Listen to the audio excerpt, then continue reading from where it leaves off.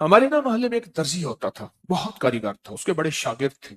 असल वो बखर का था। यहाँ रोजी रोटी मिली तो वहीं आ गया, पुराने शहर में रहता था। तो वहां उसके साथ एक अजीब मामला था। वो जिस दुकान पे भी बैठता, सारी उम्र घर भी किराए का था, उसकी दुकान भी किराए की, और सारी उम्र ऐसी गुजरी। जिस दुकान पे बैठता था, जिस दुकान पे बैठता था वो, उस दुकान, वो क्या करता था, वीरान दुकान ढूंढता था जिसकी दुकान किराए पे नहीं होती थी। गौरतलब बात है, अजीब बात बता रहा हूँ, ये मेरे देखे वाक्य हैं। वो हमारे पड़ोस में कोई 30 साल रहा, तकरीबन 30 साल रहा। वो वीरान दुकान लेता था। नामवर इतना था कि उस्ताद को आके दुनिया ढूंढती थी, चाहे वो गली के कोने में जहां बैठ जाए, इतना कारीगर था। वीरान दुकान ढूंढता था जिस दुकान को कोई नहीं लेता था, फिर लिखवाता था कि मैं इतने साल तक नहीं उठाएगा। वो खुशी से लिख के दे देता था, क्योंकि इसको तजर्बा था, उसको नहीं था। इतने और बड़े बड़े ताकतवर लोगों की गवाहियां डलवाता था कि कल को मुझे उठाएगा। क्योंकि मैं कैसे उठाऊंगा, मेरी दुकान किराए पे नहीं जाती, तू मुझे किराया दे रहा, इतने अरसे से मेरी दुकान बंद पड़ी है, मैं कैसे उठाऊंगा। कह रहे नहीं, वो तो मुझे उठाएगा, पता है मुझे। बड़े बड़े लोगों की गवाहियां डलवाता था, लिखवाता था, किराया देता रहूंगा, देता था। इधर वो किराए पे बैठता था, चंद दिनों के पास उसके पास लोग आना शुरू हो जाते, ये दुकान दे। वो अगर 20 रुपए किराया देते, हम 30 रुपए देते हैं, हम 40 रुपए देते हैं, कोई क्या हम 50 रुपए देते हैं। अब उसका दिमाग बेचारे का तो वैसे हिला चेतरल गया, दिमाग तो हिलना था। वो इसको आके कहता कि मुझे इतने लोग दे रहे हैं। मैंने कहा मैंने तुझे पहले कहा था लिखवा के दो। अच्छा, ये चंद बार हुआ। जिस दुकान पे भी बैठता था, उस दुकान पे बैठते ही इसके साथ ये मामला शुरू हो जाता। अब ये राज किसी को पता नहीं था। ये राज है क्या इसका, इसके साथ क्या होता है, इसके साथ ऐसा क्यों होता है। उसने ना एक दफा ये राज एक बंदे को बताया, उसने मुझे बताया। बरह रास्त मैंने उससे बात नहीं हुई, लेकिन हमारा पड़ोसी था वो। एक बंदे को उसने राज बताया, हमारा एक रिश्तेदार था, उसको ये राज बताया और उसको कहा कि मेरे साथ ये राज है। उसने अब जो लफ्ज कहना, पहले मैं वो लफ्ज आपके सामने बयान करता हूँ। कहने लगा, बख्त बख्त मेरे ऊपर पागल है, और मुझे अखे बख्त मेरे ऊपर पागल है। मैं नहीं चाहता वाल मेरे को आते विलड़ में दे, विलड़ चिपक जाता है, चिपट जाता है, लिपट जाता है। मैं नहीं चाहता आगे, फिर मुझे लिपट जाता है बख्त। अच्छा, जिसकी दुकान आने की होती है 100 आने की हो जाती है। अच्छा, इधर मैं दुकान छोड़ के जाता हूँ किसी और जगह पे, वो दुकान फिर आने की हो जाती है। फिर जहां मैं जाके बैठता हूँ, फिर वो 100 आने की हो जाती है। फिर वो पीछे वाले मुझे आके बुलाते हैं, आपकी मेहरबानी आ जाओ, इससे कम किराया देना। था कोई ऐसा, क्योंकि हाथ का कारीगर बहुत कम होता है जो सर फिरा ना हो। हाथ का कारीगर, वो हाथ का जिस शोबे का हो। था को सर फिरा, कह रहा मैं नहीं जाता था दुकान पे, तुमने मुझे निकाला था। सारी जिंदगी उसने ऐसी गुजारी। अब ये बख्त कहां से मिला, अब बख्त को सुन। कहा मेरा बाप मजदूर था, मजदूरी करता था। बड़ा हुआ तो उसने मुझे दर्जियों के काम पे डाल दिया कि बेटा चलो, छांव का काम है तो करता रहेगा। मैं तो धूप सर्दी गर्मी मजदूरियां करता रहा। दर्जियों का काम छांव का काम है तो करता रहेगा। और मेरे वालिद कहता था तुझे कोई ऐसा रईस मिल जाए जो अपनी देवड़ी में तुझे जगह दे। बाज रईस ऐसे होते हैं जिन्होंने मुस्तकिल दर्जी रखे हुए होते हैं, उनका हर वक्त कपड़े सिलते रहते हैं। कह रहे दुआएं देता था वालिद मुझे, कोई रईस मिल जाए। क्या वालिद का हादसा हो गया, वालिद की टांग टूट गई। वालिद की बूढ़ी वालदा थी, मैं हम वालिद की खिदमत करते थे। वालिद दुआएं देता था, अनपढ़ था। किसी ने वालिद को अल्लाहुम्मा सल्ली अला मोहम्मद बता दिया, बस यही पढ़ता था, और टूटी फूटी कुल वल्ला पढ़ता था, बाकी कोई अब्बा को पता नहीं था। कहा मैं दर्जियों से पैसे थोड़े से लाता था, घर में फाके आना शुरू हो गए। थोड़े से पैसे मैं लाता था, अभी काम सीखा नहीं था, उस्ताद कभी कभार दे देता था, और वालिद रोज लाता था। घर में सख्ती और तंगी आना शुरू हो गई, बहुत ज्यादा गुर्बत, तंगदस्ती। पहले हमारी एक फूफी थी, कहीं दूर रहती थी, बहुत बूढ़ी थी, वालिद से भी बड़ी थी। वो आके हमारे घर उसने कयाम कर लिया कि तुम्हारे वालिद की खिदमत करूंगी। उसके बेटे उसे ठोकरें मारते थे और उसकी इज्जत नहीं करते थे। वो फिर घर आ गई। अब मेरी माँ मुझे देखे, मैं अपने देखूं। माँ ने कहा बेटा आ गई है, इसकी भी खिदमत साथ करनी है। अब फूफी ने, एक फूफी बूढ़ी, अब्बे से बड़ी, एक वालिद माजूर, बूढ़ी वालदा, और बहुत सारे बहन भाई। कहा कि कई रातें ऐसी गुजरती थी, मैं और मेरी माँ नहीं खाते थे, हम फाकों में सोते थे, फूफी को खिलाते थे। कहा फूफी खाती बहुत थी, खाती बहुत थी। आप बच्चों का सब कुछ खा जाती थी, सारा अपना भी खा जाती थी, खाती बहुत थी फूफी। कहा उससे छीनते थे तो फूफी लड़ने पे आ जाती थी। एक घर में अजीब कशमकश थी। कहा इन सख्तियों तलखियों में मैं उनकी खिदमत करता रहा, बाप की मां की खिदमत करता रहा, हत्ता के वालिद पता नहीं कितने साल कहे मुझे भूल गए, फौत हो गए। और फुप्पी ने के दिल में ये बात आई कि हमने वालिद को जहर दिया। उसने सारे जहान को कहना शुरू किया कि इन्होंने वालिद को जहर दे दिया, मेरे भाई को मार दिया। घर में रोटी भी खाती थी, बच्चों से छीन के भी खाती थी, चोरी छुपे भी खाती थी, दिन रात भी खाती थी, हमें बुरा भला भी कहती थी, लोगों के यहाँ शिकवे भी करती थी। फूफी ने जीना हराम कर दिया। कहा मेरी माँ कहती थी बेटा कोई बात नहीं, बर्दाश्त करो। बर्दाश्त करते करते फूफी भी चली गई और उसको अल्लाह की अमानत को अल्लाह के सुपुर्द किया। और फिर अब माँ रह गई। अब मैंने अपनी सारी तवज्जो माँ पे डाल दी। कहा अम्मा क्या करती, खाली चाबी नहीं होती है, चाबी रोटी तो थोड़ी सी होती थी खा लेते थे, खाली चाबी हाथ में ऐसे लेके ना कहती अल्लाह इसको इतना बख्त दे, इतना बख्त दे, इसके साथ धरती लगे तो उसको बख्त दे, इसके साथ सुई लगे तो उसको बख्त दे, इसके साथ धागा लगे तो उसको बख्त दे, इसके कपड़े जो पहने उसको बख्त दे, इसको जो देखे उसको बख्त दे, इसको जो इसको देखे उसको बख्त। अम्मा छाबी लेके मांगती थी, रोती थी, और बाज़ औक़ात छाबी में अम्मा के बहुत सारे आंसू होते थे। कि बस ये निजाम चलता रहा चलता रहा। अम्मा भी गुजर गई। अब उसके बाद फिर मैं, मेरे बच्चे, अब जो बख्त के दरवाजे खुले, मैं जिसको देखता हूँ उसको बख्त, जो मेरे कपड़े पहनता है उसको बख्त, जिससे सुई खरीदता हूँ उसको बख्त, जिससे धागा खरीदता हूँ उसको बख्त, जिसकी जगह पे बैठता हूँ उसको बख्त। बख्त जब बेदार था बदबख्त आंखें सो गई।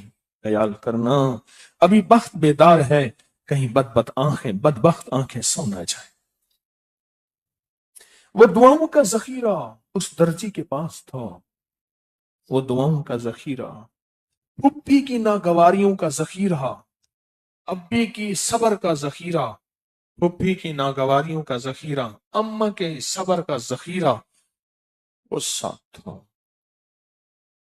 बस सहता रहा, चलता रहा, चलता रहा।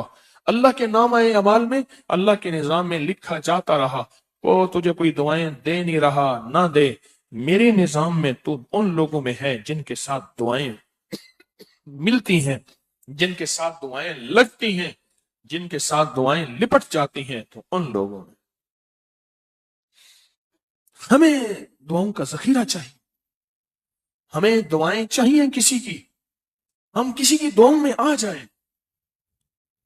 मेरे हजरत फरमाते थे नजर बद लगती है ना, खा जाती है, इस तरह अच्छी नजर भी लगती है। तुझे किसी अल्लाह वाले की अच्छी नजर लग जाए, तुझे मुर्शिद की अच्छी नजर लग जाए, तुझे माँ बाप किसी दरवेश की अच्छी नजर लग जाए, और नजर तेरा काम बना देगी। जिस तरह बुरी नजर खा जाती है, बर्बाद कर देती है, इस तरह अच्छी नजर आबाद और शाद कर देती है, बाह मुराद कर देती। कहते हैं अल्लाह मेरे साथ गैबी मदद अता फरमाते, सूरत कुरैश की वजह से। जी, ये और फायदे बता रहे हैं कि अल्लाह ने उनके रिस्क में वुसअत कर दी, घर भी दिया। जी, पेट और वेट कम हो गया, वजन और पेट कम हो गया। सूरत कुरैश कितने साल से पढ़ रहे हैं? कहते हैं मैं 4 साल से पढ़ रहा हूं, मुझे 2 नफे मिले हैं। एक रूहानी रिस्क मिला है, और दूसरा हाँ जो खाना खाता हूं वो इबादत पे लगता है, इबादत पे लगता है। बहुत बड़ी बात है। जी, आप बयान करें, पीछे वाले मुख्तसर बयान। हाँ जी ठीक, बैठे। ये नेमतें हैं अल्लाह के नाम की। कोई मेरी दवाई नहीं है मैं बेच रहा हूं कि आपको कह रहा हूं हाँ भी कौन को क्या फायदा हुआ और उसके बाद मेरी दवाई की सेल लग जाएगी। ये अल्लाह पाक के नाम की अजमतें मैं आपके सामने बयान कर रहा हूं कि जो अल्लाह के नाम को अजमत से लेता है, वकार से लेता है, शान शौकत से लेता है, अल्लाह अपने नाम की अजमत, अपने नाम का वकार उसको देते हैं और उसका नफा देते हैं और उसका फायदा देते हैं। यह हकीकत है। अगर अल्लाह बहुत करीम है और बंदे को अल्लाह पाक जाय नहीं करते, बहुत करीम है। जितनी अल्लाह की अजमत को बयान करेंगे, अल्लाह की बड़ाई को बयान करेंगे, अल्लाह के वकार और शान शौकत को बयान करेंगे, अल्लाह अपने गैब के खजाने से नस्लों को देता चला जाए। मेरा एक मशवरा है, सूरत कुरैश का आपने एहतमाम किया और किया, लेकिन मेरी दरखास्त है सुबह शाम कम अज कम सूरत कदर 3 बार और सूरत कौसर 3 बार। ये वबाई बीमारियों के लिए, ये शुगर के लिए, ये لا علاج بیماریاں، ہیپیٹائٹس ہے، شوگر ہے اور اس قسم کی بیماریوں کے لیے بہت زبردست چیز ہے اور بے مثال با کمال چیز ہے، اور زندگی میں بہت کمال چیز، بہت کمال چیز۔ وبائی بیماریاں، لا علاج بیماریاں، جن بیماریوں کے اندر انسان تھک گیا، بیماریوں کا تذکرہ ہوا تو ایک اور تحفہ دیتا ہوں۔ مری کی رنگ روحانی منزل کا انتقال ہونا تھا تحصیلدار کی عدالت میں۔ میں اپنے ایک مخلص کے ساتھ دھوپ میں بیٹھا ہوا تھا، نیچے دیکھا میں نے ڈھلوان میں ایک بابا جی ہیں، کانپتے ہاتھوں کے ساتھ یہ لنڈے کے کپڑے جرسیاں دیوار سے لٹکا رہے ہیں بیچنے کے لیے، اور نیچے برتن رکھے ہیں، فی برتن 10 روپے 50 روپے 20 روپے اس طرح کے برتن رکھے ہیں۔ تو میں دیکھتا رہا ان کا یہ منظر کہ وہ معذور آدمی ہے، مجبور ہے۔ میں نے ایک ساتھ میرے ساتھ تھے مقامی مری کے، میں نے چند ہزار روپے نکال کے اسے دیے۔ میں نے کہا بازار سے جا کے چنے لے آؤ ایسے جو چھلکا سمیت بھنے ہوئے ہیں، اور ساتھ منقہ لے آؤ، بڑی کشمش منقہ، بس یہ 2 چیزیں لے آؤ، ہم وزن لے آؤ۔ اچھا وہ لے آیا، میں نے وہ دونوں چیزیں لیں اور بابا جی کے پاس گیا۔ میں نے کہا بابا جی کیا تکلیف ہے؟ کہنے لگے یہ تکلیف بہت پرانی ہے، علاج نہیں کیا، کہا بہت مہنگا علاج ہے، مجھ سے نہیں ہو سکتا۔ میں نے پہلے اپنا دانستہ تعارف کرایا، میں نے کہا تعارف نہ کراؤں گا تو بابا کس چیز کی عظمت نہیں لے گا، اللہ اپنی تعارف کرا کے اپنی عظمت، اپنے حبیب کا تعارف کرواتا ہے اللہ۔ میں نے کہا میں حکیم ہوں، اور میں نے دانستہ کہا بابا جی میں بڑا مشہور حکیم ہوں، اپنے منہ میاں بٹھو، پتہ نہیں میرا جذبہ کیا تھا، میری نیت تو اللہ ہی جانتے ہیں، اور یہ میں نے آپ کے لیے نسخہ منگوایا ہے، آپ یہ کھا لیں، 1 مٹھی صبح، 1 دوپہر 1 شام، یہ کھانا بھی ہے، یہ دوا بھی ہے، یہ غذا بھی ہے، آپ کھا لیں۔ میں نے وہ بتایا، ان کو دیا، بڑا خوش ہوا کہ میں کھاؤں۔ میں نے کہا آپ کا یہ راشا، یہ اس وقت ان دنیا کی لا علاج بیماریوں میں ہے، کیا کہتے ہیں، پارکنسن کہتے ہیں، ہاں بہت لا علاج بیماریاں۔ لاہور کے ایک مشہور مٹھائی کی دکان ہے، ان کی برانچیں ہیں پورے ورلڈ میں، میرے پاس آئے، بات کرتے کرتے لپٹ جاتے تھے، ایسے ہاتھ ایسے کرتے لپٹ جاتے تھے، بات نہیں کر سکتے تھے۔ 2 ملازم تھے جو ان کو سنبھالتے تھے، وہ کہتے تھے دنیا کی تمام پھر کے میں آیا ہوں، کہیں اس کا علاج نہیں، منقہ اور چنے سے اس کا علاج ہو گیا۔ یہ آج کل اس کا موسم دھند ہے، سخت سردی ہے، دسمبر ہے، یہ موسم اس کا زبردست ہے، سارے موسم ہیں لیکن یہ موسم تو کمال موسم ہے۔ 1 مٹھی صبح شام کھا لیں، 1 مٹھی صبح نہار منہ ہی کافی ہے۔ ہاں کس کو بیماری ہے وہ صبح دوپہر شام کھائے، جس کو بیماری نہیں ہے وہ 1 وقت کی کھا لے تو 1 وقت بھی کافی ہے۔ اچھا سال گزر گئے، کچھ عرصے کے بعد پھر وہیں جانا ہوا، ساتھ ہمارے ایک دوست رہتے ہیں خالد صاحب، ان کے ہاں خیال ہوا یہاں ایک بابا تھا جس کو میں نے منقہ اور چنوں کا وہ ٹوٹکا دیا تھا، ان کا پتہ کر لیتے۔ تو گیا تو بابا جی کی دکان وہی دیوار پہ لٹکے ہوئے کپڑے اور بیٹھے ہوئے تھے پتھر پہ سامنے، تو میں جا کے ساتھ بیٹھ گیا۔ میں نے کہا بابا میں وہی حکیم ہوں جس نے آپ کو وہ چنے اور منقہ دیا تھا۔ یقین جانیے بابا تو 18 سال کے جوان کی طرح ایسے اٹھا اور مجھے گلے لگایا۔ اچھا میں گلے لگ کے نا اس کے ہاتھوں اور باہوں اور بازوں کی گرپ سمجھ رہا تھا کہ اس کے اندر کتنی طاقت ہے، ٹھیک۔ اس سے پہلے مجھے بابے کا ہاتھ ملانا یاد ہے، مجھ سے ہاتھ ملا نا ایسے ہل رہے تھے، بابے کی گرپ تھی۔ میں نے کہا بابا زندہ باد ہو گیا تھا، اور بابا جی بالکل ٹھیک تھے، اور مجھے اپنے پتھر پہ بٹھایا، وہاں بٹھایا، پھر ایک پرانی جرسی لے آئے، ٹھنڈا پتھر تھا، وہ نیچے بچھائی، خود ساتھ بیٹھے، بہت محبت کی، اور اس کی آنکھوں سے ممنونیت اور آنکھوں سے جو دعائیں میں دیکھ رہا تھا، آنکھوں کے اندر کی بے زبان دعائیں، بے زبان دعائیں، بے زبان دعائیں۔ بھائی بیٹھ جائیں، منت ہے بیٹھ جائیں۔ ایسا زبردست ٹوٹکا ہے، مغل میں سے ایک بادشاہ گزرا ہے، ابا جی احتیاطاً فوت نہیں ہو رہے تھے، احتیاطاً ابا جی فوت نہیں ہو رہے تھے، ابا جی فوت ہوں گے تو بادشاہت اگلے کو ملے گی، تو انہوں نے کیا کیا، ابا جی کو احتیاطاً قید کر دیا، قید کر دی۔ ایک بادشاہ گزرے ہیں، جب قید کر دیا اور خود بادشاہ بن گئے اور 50 سال حکومت کی، 50 سال۔ ابا جی نے کہا چلو بیٹا مجھے قید تو کر دیا، 2 چیزیں دے دے، ایک بچے دے دے ان کو پڑھاتا رہوں گا، ایک چنے دے دے اس کو کھاتا رہوں گا۔ باپ بھی بادشاہ کا بیٹا تھا، بادشاہ تھا، کہنے لگا ابا تو بادشاہ سے ہٹ گئے پر بادشاہت ابے کے اندر سے نہیں گئی، بچے دے دے پڑھاتا رہوں گا، بچوں میں بادشاہت ہوتی ہے، اور چنے دے دے کھاتا رہوں گا، چنا بادشاہوں کی غذا ہے، شہنشاہوں کی غذا ہے چنا۔ جس دور میں سکول پڑھنے والے بچوں کی جیبوں میں چنے ہوتے تھے، فاسٹ فوڈ نہیں ہوتی تھی، اس دور کے بچوں کی ذہانت، اس دور کے بچوں کی عقل، اور 5 جماعتیں پڑھے گا بچہ پوری بستی کا استاد ہوتا تھا، پورے گاؤں کا استاد ہوتا تھا، کہ وہ جیب میں چنے ہوتے تھے۔ ہاں کوئی مالدار ہوتا تھا تو اس کی ماں بادام اور کشمش بھی ڈال دیتی تھی، ورنہ چنے تو ہر کی جیب میں ہوتے تھے، چنے۔ ملتان کے ہمارے ایک محسن تھے حکیم فیروز الدین صاحب رحمۃ اللہ علیہ، ان کی جیب میں چنے، کشمش اور بادام ہوتے تھے، اور مجھے کہتے تھے کبھی بھی برائلر بادام نہ کھانا. میں نے کہا برائلر بادام کیا؟ کہا یہ موٹے موٹے جو بادام آئے ہوئے ہیں دیسی بادام کھانا. دیسی. اچھا وہ ہاتھ میں کبھی نہیں دیتے تھے, کہتے تھے منہ کھولو, مٹھی بھرتے تھے منہ میں ڈال کے, آگے وہ ہاتھ رکھتے تھے, اب کہنے کہ اس کو منہ میں سیٹ کرو خود, سمجھ ایسے بھرا, ایسے منہ میں رکھا, اور بندہ کہتا تھا میرا منہ بھر گیا, کہنے لگا بعد میں بھی تو نے ہاتھ دے کے اس کو اندر سیٹ کرنا ہے, ابھی کر جلدی کر. پھر بندہ اس کو سیٹ کرتا تھا, پھر وہ ہاتھ ہٹا لیتے تھے, بس یوں جیب سے مٹھی بھرتے تھے. اور مجھے الفاظ ان کے یاد ہیں, یہ کھانے والا کیسے ہوگا؟ طاقتور ہوگا. کہا میں سور کا شکار کھیلتا ہوں دلدل میں, وہ آگے میں پیچھے ہوتا ہوں, میلوں میں تھکتا نہیں ہوں, میرے پاس یہی ہوتا ہے اور گڑ ہوتا ہے. ایک دفعہ کہنے لگے آ حکیم آتے کو اپنی طاقت دکھاؤں والا, ایسے بازو کر لیا. میں کوئی تھا 22-25 سال کا, ایک اور جوان جا رہا تھا, وہ چھوکرا ادھر آ. اس وقت وہ 80 کے قریب تھے, اور رمضان کی صبح اٹھ کے غسل کیا, سحری کے وقت نفل کے سجدے میں گئے اور چلے گئے, آخری عشرے سجدے میں ہی چلے گئے. روزہ رکھنا تھا, سحری کھانی تھی. اس کو بلایا, اس نے 3-4 جوانوں کو بلایا, ایسے بازو رکھا. اب کہنے لگے سارے مل کے کوئی ادھر سے کھینچے, کوئی ادھر سے کھینچے, کوئی ادھر سے, میرا بازو ہلا کے دکھاؤ. ہوئے ان طاقت لگانے والوں میں بھی شامل. اللہ اکبر. حکیم فیروز الدین صاحب رحمۃ اللہ علیہ, یہ طاقت ایسے بازو ہے. کہنے لگا واہ جوان واہ, سارے بھاڑی ہوئے. بھاڑی جب سرائکی کا لفظ ہے, اس کے معنی ہے بزدل ہو, سارے بزدل. پھر غیرت دلاتے تھے, لگتے ماں کا کھیر کیا نہیں پیتے ہوئے, ماں کا دودھ نہیں پیا. سرائکی میں دودھ کھیر کہتے ہیں, دودھ نہیں پیا ماں کا. اب ان کو غصہ آتا اور غیرت دلاتے تھے, پر غیرت کہا تک بابے کی بازو تھی, ہلتی ہی نہیں تھی. چنے اور کشمش اعصاب کو مضبوط, دماغ کو مضبوط, نظر کو مضبوط, اور پٹھوں کو ایسے مضبوط. جب 80 سال کے بابے کے ایسے بازو تھا, اور 3-4-5 جوان لگے ہوئے تھے, نہ بازو کو مشرق کر سکے, نہ مغرب, نہ شمال, نہ جنوب. بازو ہل نہیں سکا, تھک گئے. بازو میں نے دیکھا نشان پڑ گئے ہیں مٹھیوں کے, بازو کو ہلا نہیں سکا. قدرتی یاد آیا تو یہ ٹوٹکا بھی بتایا میں نے. جوانی میں طاقت اس لیے اللہ تیری عبادت کروں گا, جوانی میں, بڑھاپے میں طاقت اس لیے مولا تیری بندگی کروں گا, جسم میں طاقت اس لیے کہ اے اللہ تیری رضا حاصل کروں گا, اور تیری مخلوق کی خدمت کروں گا, اور تیرے مخلوق کے کام آؤں گا. طاقت اس لیے کہ اللہ تیرے بندے آئیں گے میں ان کی خدمت کروں گا, اللہ تیرے بندے آئیں گے میں ان کی سیوا کر کے تجھے راضی کروں گا. اس لیے میں خدمت, یہ اپنی جوانی کو, اپنی طاقت کو, اپنے اعصاب کو مضبوط کر رہا, اس لیے کر رہا.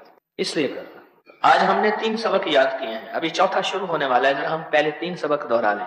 ایک ہمارا سبق تھا حمدن کثیرن طیبن مبارکن فی, یاد ہو گیا سب کو؟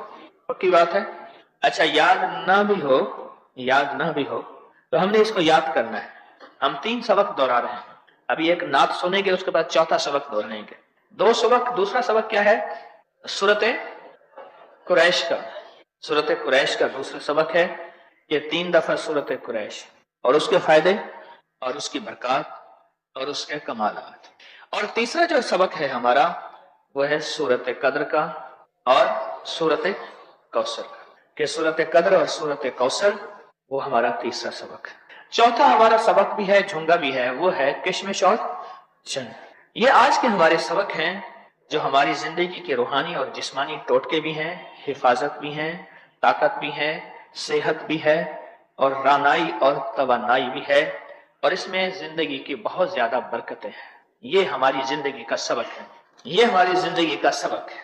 وہ آپ کو چھوٹا سا کتابچہ دیا تھا, وہ آپ کو دیا تھا میں نے چھوٹا کتابچہ, وہ نہیں لائے, وہ کتابچہ آپ کو دیا تھا, میں نے کہا مجھے دیجیے گا. اچھا چلو, لیکن سبق تو ہمیں یاد ہے. جی چاہتا ہے کہ آج ہم کملی والے کی نعت سنیں گے. اس کے بعد چوتھا سبق پڑھتے ہیں.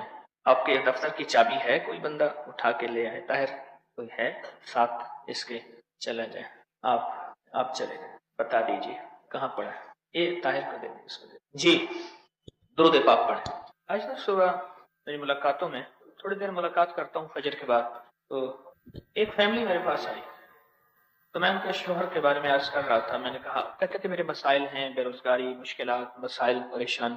خاتون کہنے لگی کہ میں نے اپنی ساس کو خواب میں دیکھا کہ تسبیح خانے میں آنے سے پہلے بہت بری حالت میں تھی. کبھی اس کی طرف وہ کہتی مجھے آگ آتی ہے, مجھے بالوں سے کھینچا جاتا ہے, ایک دلدل ہے, ایک غار ہے, اس میں سے بالوں سے کھینچا جا رہا, عذاب میں مبتلا.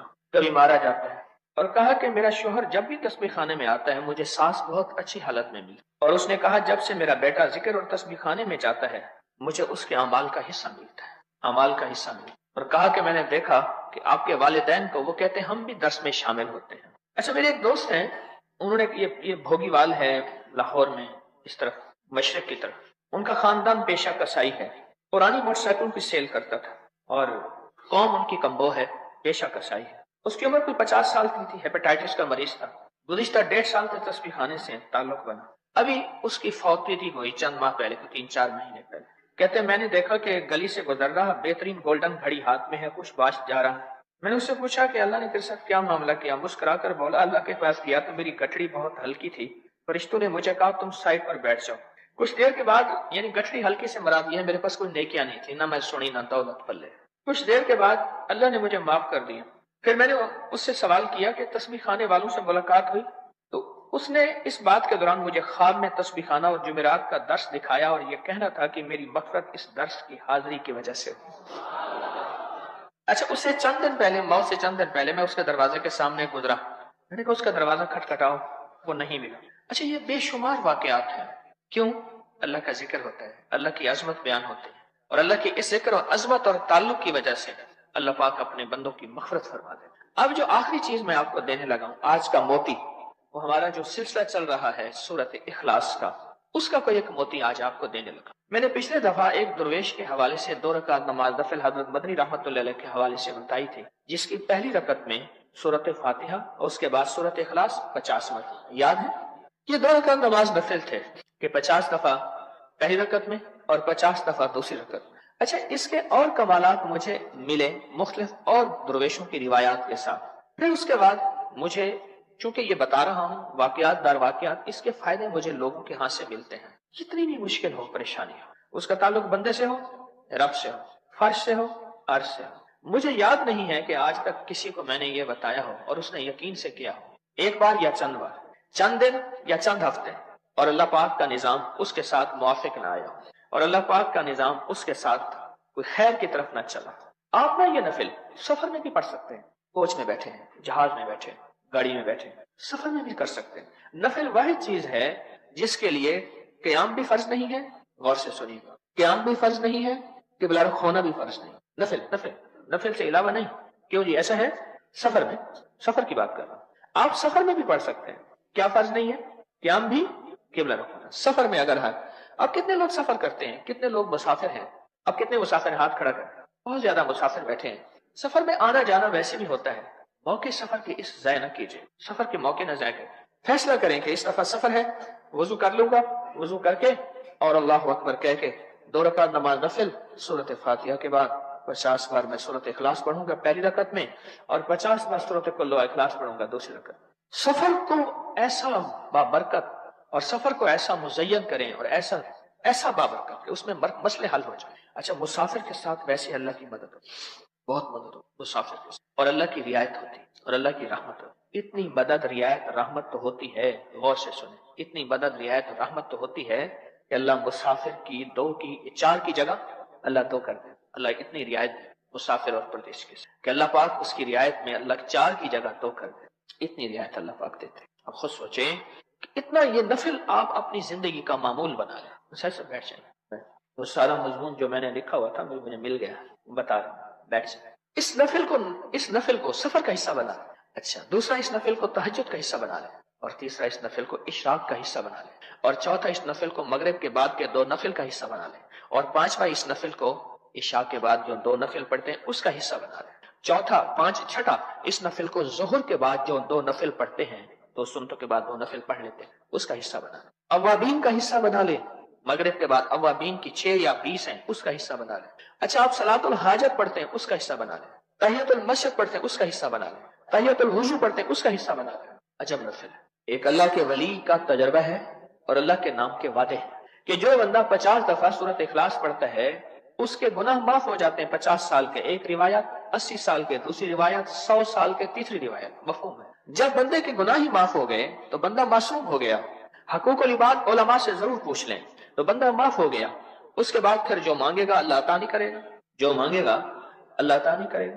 بالفرض سفر میں وضو کی سہولت نہیں ہے، پھر بابا جی کو ریاض کڈو، مخلوق تانگ بیٹھی کو ریاض کڈو سونا نہ دا۔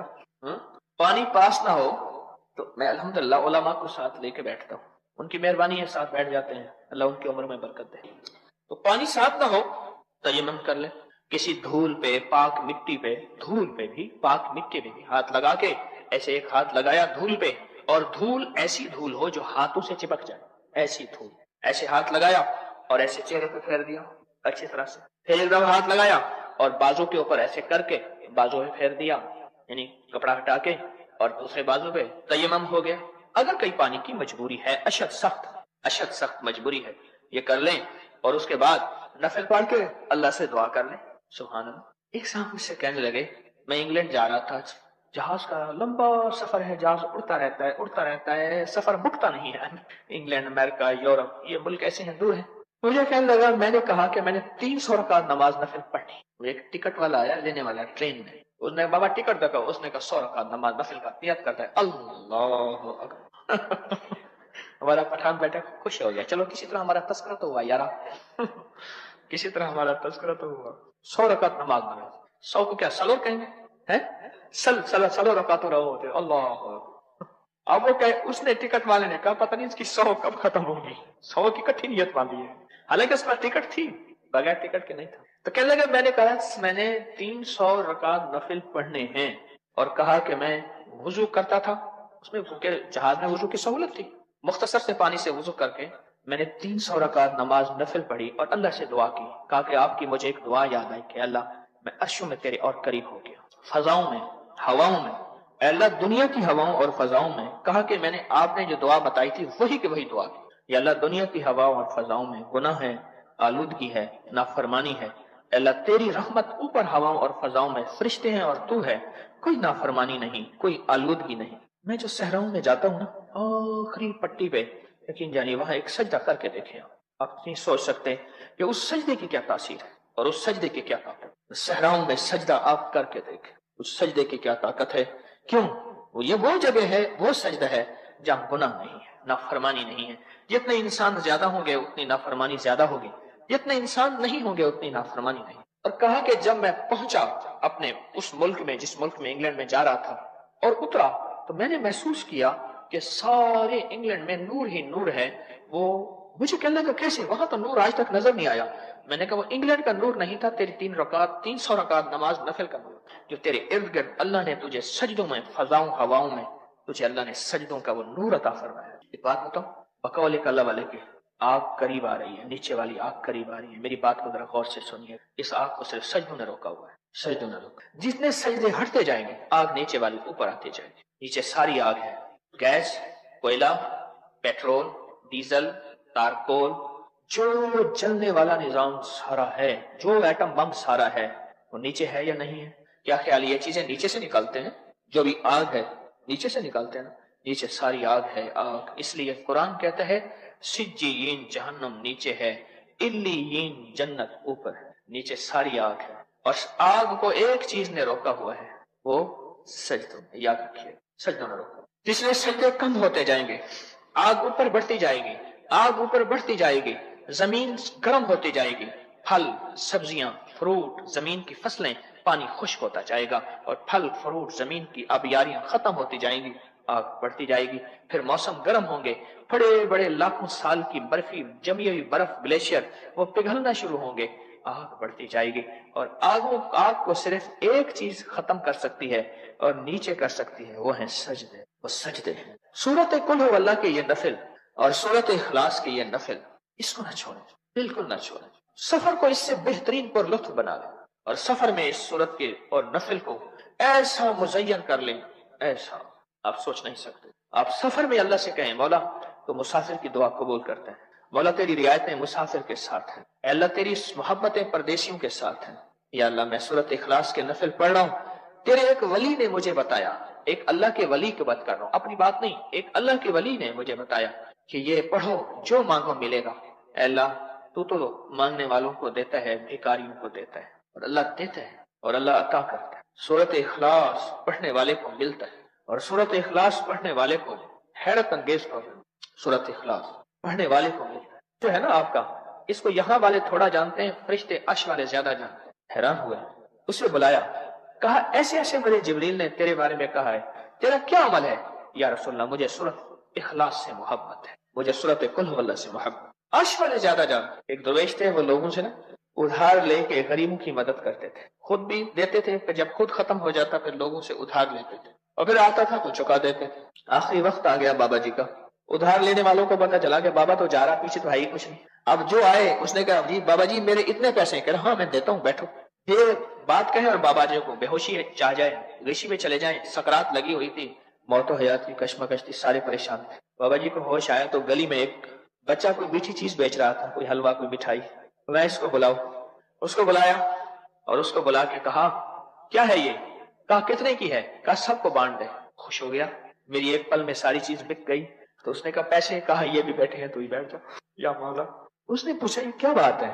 اس نے کہا بابا جی نا سخی ہیں اور خود بھی سخاوت کرتے ہیں، پیسے ختم ہو جائے پھر لوگوں سے ادھار لے کے غریبوں کی مدد کرتے ہیں، بابا جی کے جانے کا وقت ہے، ہم سب لینے والے ہیں۔ ہاں انہیں یہ کیا بنا میرا بچہ؟ پہلے تو بہت جوان پہلے تو بیٹھا رہا، اس کا رونا شروع ہو گیا، سسکیاں لے کے روتا رہا روتا رہا روتا رہا۔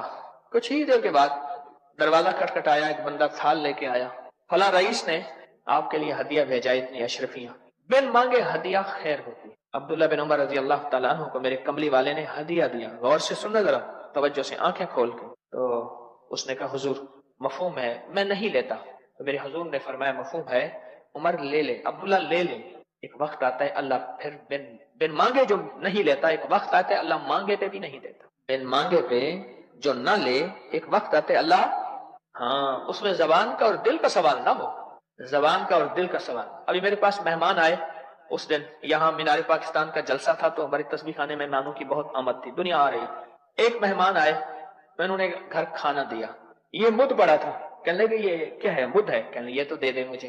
اب میں ان سے کہا بھائی یہ سوال کا مد ہے آپ نہ لے، کہنے لگے یہ دے دیں، یہ دے دیں۔ پھر انہوں نے اسے ایک صاحب کو میں نے مد دے دیا، ایک کو خلافت دے دی، وہ دے دیا، وہ مد آخر لے کر گئے، پھر مد لے کے کہا کیمرے میں ذرا فوٹو تو کھنچوا لے، مد بھی لیا، زبردستی لیا، کہنے لگے نبوی برکت ہے، تو دل کا سوال زبان کا سوال نہ ہو۔